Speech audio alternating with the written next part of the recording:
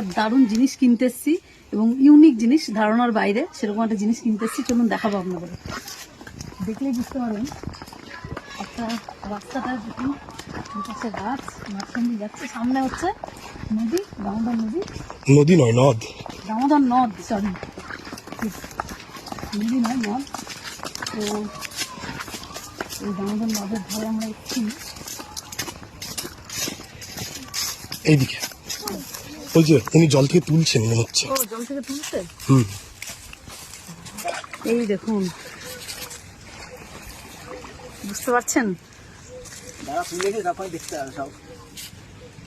মাঝখান দিয়ে যে রাস্তাটা দিয়ে এলাম, সরু রাস্তাটা দিয়ে আমরা অ্যাকচুয়ালি বাঁকুড়া পৌঁছে গেছি। হ্যাঁ, নদীর তো পাড়ে। এখানে চলেছে, এই যে দেখতে পাচ্ছেন, আমরা এসেছি হচ্ছে নৌকো নিতে, নৌকো কিনতে ঐশিকার জন্য। এবার একটা আস্ত, মানে ঐশিকার জল বাগানে ঐশিকার মন ভরছে না, এবার চাই একটা আস্ত নৌকো, কি তাই তো?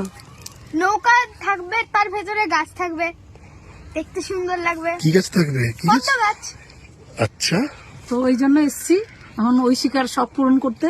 তো এই যে আর ঐশিকার জল বাগানে এই নৌকাটি থাকবে, একদম একদম মডেল হিসেবে থাকবে এটা। জল বাগানেই থাকবে।